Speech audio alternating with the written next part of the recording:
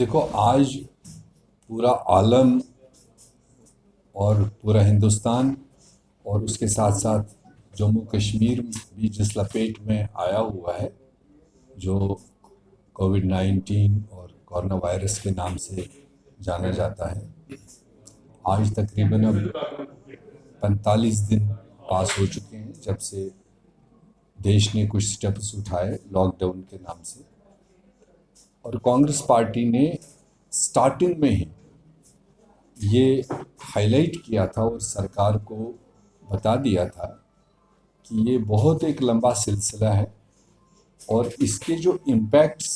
इस बीमारी और उस बीमारी को कंट्रोल करने के लिए जो लॉकडाउन का सिलसिला है, जो सोशल डिस्टेंसिंग के नाम से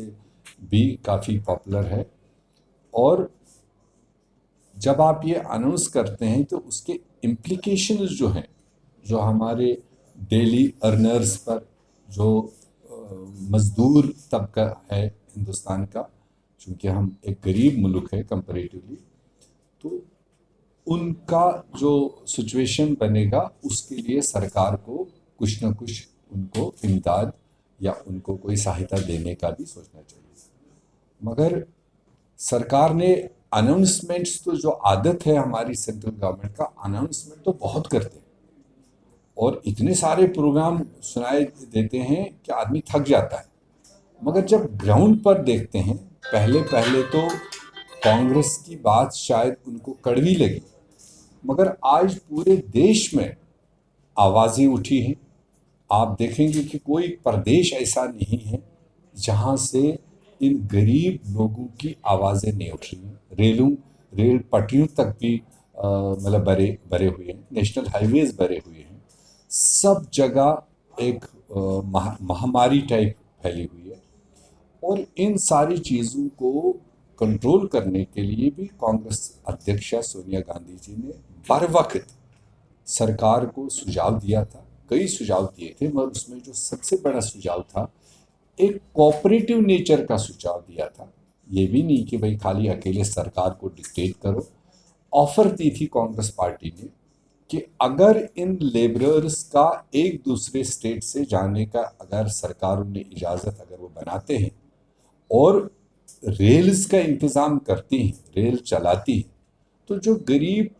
2-2 महीने से कोई आमदनी नहीं उनके पास, कोई उनके बाल बच्चों को खाने पीने के इंतज़ाम नहीं है, ऐसी सूरत में उन रेलों में भर के उनको अपने अपने होम स्टेट्स में भेजने के लिए कांग्रेस पार्टी ये खर्चा बियर करेगी। मेरे ख्याल से इतनी बड़ी ऑफर अभी तक दुनिया में किसी अपोजिशन ने किसी रूलिंग स्टेट के साथ में इतना बड़ा मतलब इशू नहीं दिया होगा। तो उसके बाद में सेंट्रल गवर्नमेंट ने सारे स्टेट गवर्नमेंट्स के साथ मिल करके एकदम इस माइग्रेशन को रोकने के लिए इंटरनल सिग्नल दिया कि किसी हालत में भेजना ही नहीं। कहने को कहा है कि central government, railway department 85% bear करेगा और 15% स्टेट्स करेंगे, और एक्चुअल में अलाउ ही नहीं कर। आप देख रहे होंगे कई दिनों से कांग्रेस रूल स्टेट्स ने, जो उनके स्टेट में बाहर के लोग पड़े हुए थे, उन्होंने उनका इंतज़ाम किया, ट्रेन्स का इंतज़ाम किया। जो उन रियासतों के लोग दूसरे स्टेटों में पड़े, उनका भी लाने का इंतज़ाम वो करना चाहते हैं। मगर सेंट्रल गवर्नमेंट, रेलवे मिनिस्ट्री और दूसरे रेस्पेक्टिव स्टेट्स परमिशन ही नहीं देते। वही हालत अगर मैं आपको जम्मू कश्मीर की बताऊं, सरकार ने तो 40-45 हज़ार लोग जम्मू कश्मीर के, हालांकि इनके पास कोई रिकॉर्ड था ही नहीं, ये सोए हुए थे। मगर जब हम लोगों ने बार बार इनसे सवाल पूछा कि बताओ कितने लोग बाहर हैं और कितने लोग दूसरे रियासतों के जम्मू कश्मीर में, शायद 2 दिन पहले तक इनके पास कोई फिगर नहीं था। बाद में इन्होंने जो भी अपना नेटवर्क बिठाया तो भी कहा कि 45,000 लोग जम्मू कश्मीर के बाहर हैं, और हमारे अनुमान के हिसाब से it is not less than 70,000 जो जम्मू कश्मीर के बाहर के रियासतों में, और कुछ लोग बाहर के कंट्रीज़ में गए, स्टूडेंट वगैरह,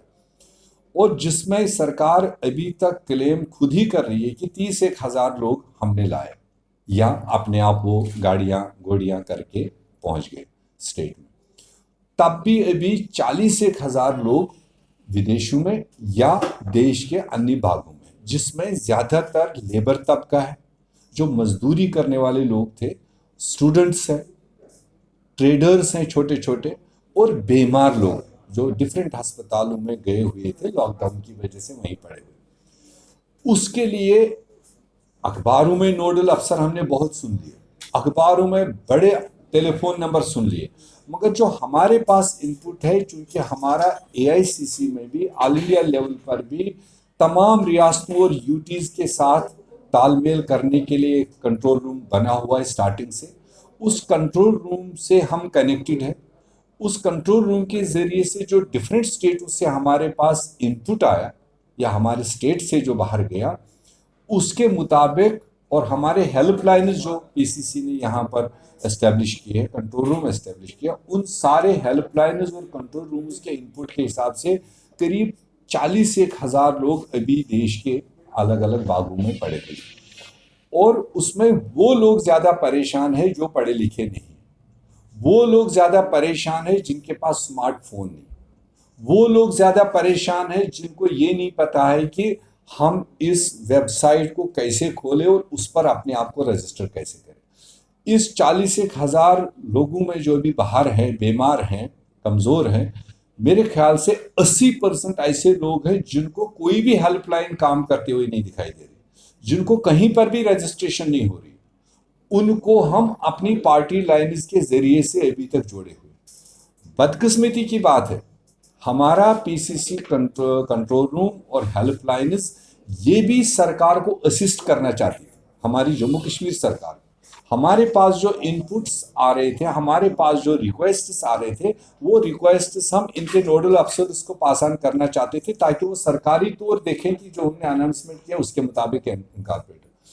और वो नोडल अफसर्स कांग्रेस पार्टी के हेल्पलाइन चलाने वाले लोगों से भी रिक्वेस्ट नहीं ले, कंट्रोल रूम से कोई रिक्वेस्ट नहीं ले। आपको जानकारी होगी कि 6 मई को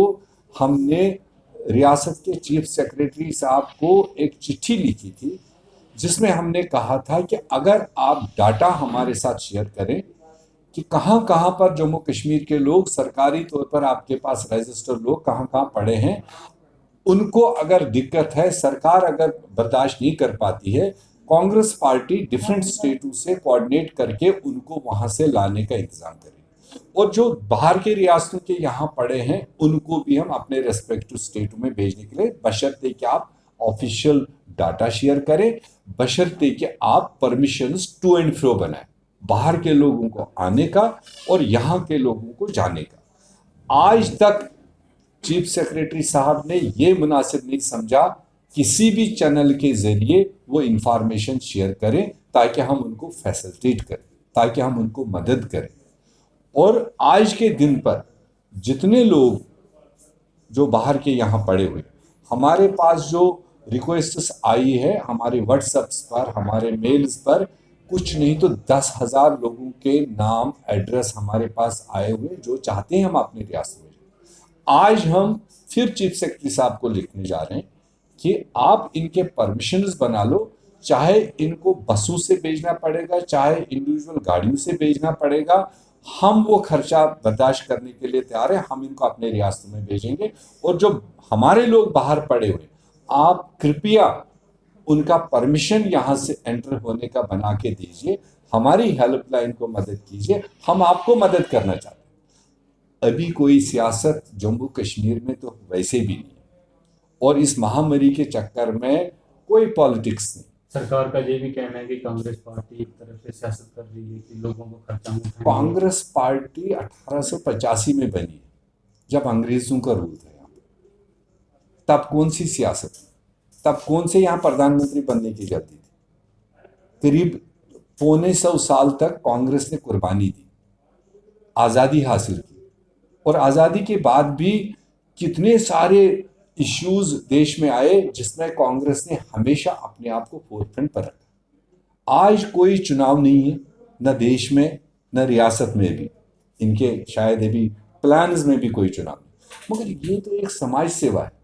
कांग्रेस बनी है बुनियादी लोगों की खिदमत के लिए, तो ये तो एक खिदमत खलकुल्ला करने के लिए कांग्रेस पार्टी ने अपने आप को ऑफर किया, मगर बदकिस्मती है कि कोई भी रियासत इसको नहीं समझ रही। तो इसलिए मेरा आखिर में चीफ सेक्रेटरी साहब से गुजारिश है, एलजी साहब से गुजारिश है, दोनों साइड आने जाने वाले लोगों का लिस्ट फराहम करिए। जो हम आपको लिस्ट भेजेंगे उसका परमिशन दीजिए, हम उन लोगों को आपको मदद करेंगे पहुंचाने में। मगर उससे ज़्यादा हम जम्मू कश्मीर 2 प्रोविंसेस का इस वक्त, जम्मू और कश्मीर, सबसे बड़ी बदकिस्मती जो विंटर में मजदूरी के लिए यहाँ आते हैं या कोचिंग के लिए यहाँ बच्चे आते हैं, उन पर भी रोज नए नए कवानीन लगा रहे हैं। कोऑर्डिनेशन हमारी स्टेट एडमिनिस्ट्रेशन में नहीं है, कोई एक सिंगल विंडो सिस्टम नहीं रख रहे। मेरा सुझाव है आसानी से अगर वो अपने एसएचओज को ऑथोराइज कर लेते, हर एक एसएचओ के रेंज में कौन कहां पर पड़ा हुआ है वो आसानी होती किसी भी गरीब को, किसी भी अनपढ़ आदमी को, कि वो अपने एसएचओ तक अपनी रिक्वेस्ट दे दे कि भाई मैं ये परिवार लेकर, मैं ये 10 लोग लेकर यहाँ पड़ा हूँ, मुझे आप फैसिलिटेट कीजिए, मैं गाड़ी अपनी कर रहा हूँ, मैं अरेंजमेंट अपना कर रहा हूँ, मुझे परमिशन दिलवा दीजिए, क्योंकि माह रमज़ान का आखिरी पड़ाव है, आगे शब कदर है और आगे ईद के दिन है। तो इस चीज़ को मद्देनजर रखते हुए मेरी हाथ जोड़कर अपील एलजी साहब को, चीफ सेक्रेटरी, उनके सारे एहलकारों को, मेहरबानी करके ये जम्मू से श्रीनगर जाने वालों का सिलसिला इजी करिए।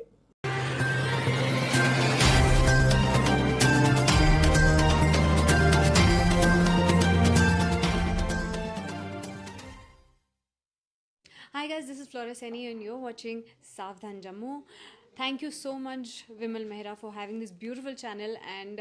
हम लोगों की लाइव्स, हम जब भी जम्मू आते हैं इतनी सारी हमारी जो गॉसिप होती है, मस्ती होती है, वो सब लोगों तक पहुंचाने के लिए thank you so much. And guys, if you like this channel, you must like this channel, go like, subscribe and post your comments.